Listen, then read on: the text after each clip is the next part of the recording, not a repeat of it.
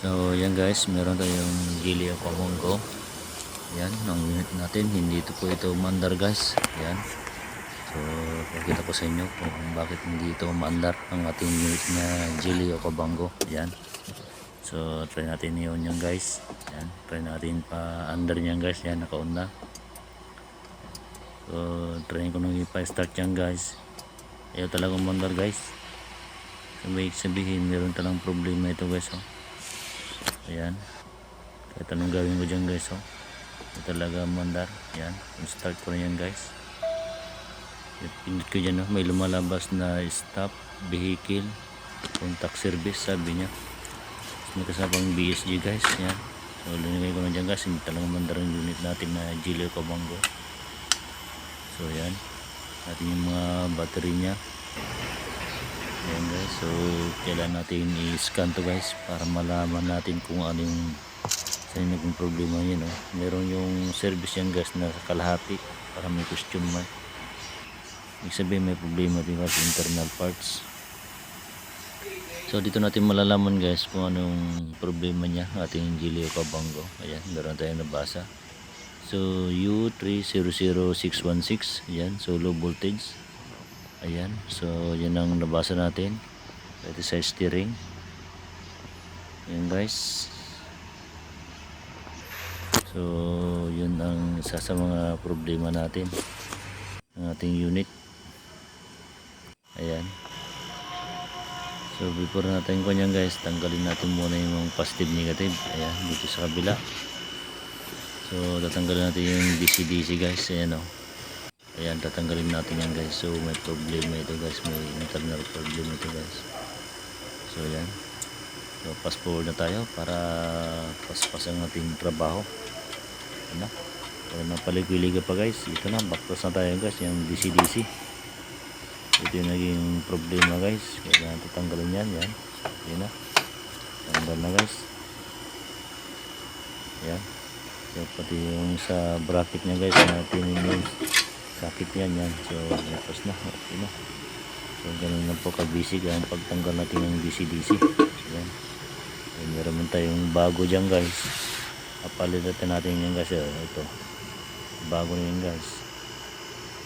So mahal din yan guys yung ating DC-DC. Yan. So yan yung kakabit natin na bago. Yan. So si Aro hindi pa mandar yan guys. So andar na siguro yan. So di naman hindi andar yan guys. Ayan, so dinagyan natin, install natin yung mga parts niya kasi meron yung positive, negative yan guys. So dyan mo makikita, meron sa 40B, may 12 volts, tapos yung body ground yan. So tama-tama yung pinigpit natin yan guys.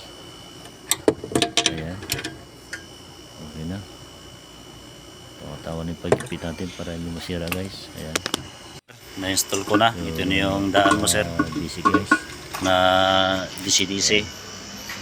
Na. So ito na yung bago luma. Yan, ikabit ko na sir. Ayan, ito na yung bago na DC-DC. So program ko na lang. Ikabit natin yung DC-DC na guys. So ayan, fast forward tayo guys. Ayan, magkalaman na kung meron pang problema ito guys ang ating DC-DC. Tingnan natin kung under ba ito guys. Ayan. So kailangan natin i-scan ulit kasi nagkabit tayo ng bago guys. Ayan,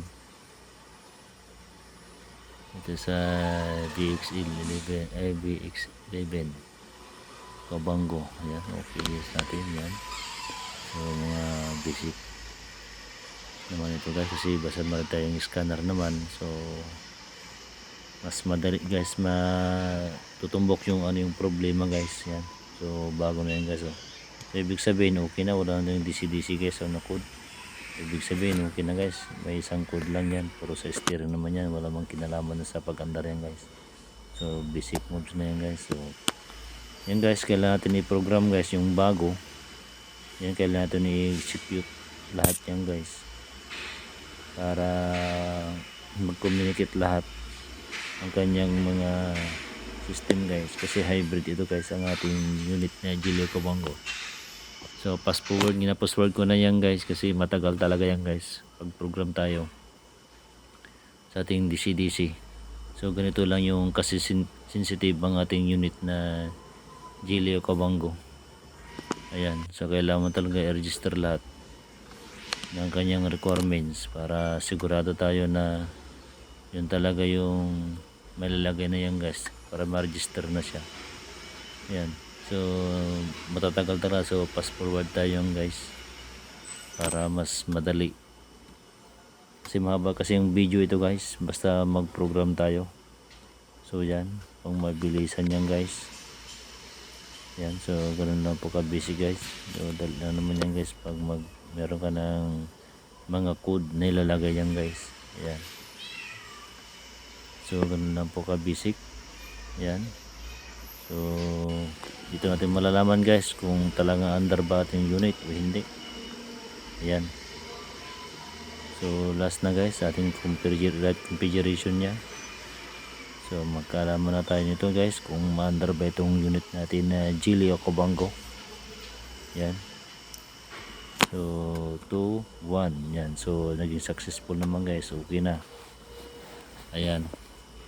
So kailangan natin na i-return na yan guys. Ayan. So yan guys. In-double check ko lang. So okay naman. Nakaregister na lahat yan guys. So pag mabilisan yan guys. Ayan. Okay na. So dito na tayo sa return guys. Kita tayo. Tingnan natin kung under na yan guys. Ayan. I-off muna natin yan guys. Ayan. Naka-off na. So try natin to start guys. Ayan. Start na natin. Naka-on na yan. So ayun. Under na guys. So ibig sabihin okay. Tested natin ginawa guys. So maraming salamat po sa manonood sa aking YouTube channel. Maraming lang po. Ayan. Sana meron po natutunan sa aking vlog ngayon sa araw ito sa ating about sa DC sa Gilio Cabango. Maraming salamat po. Yan, bye bye.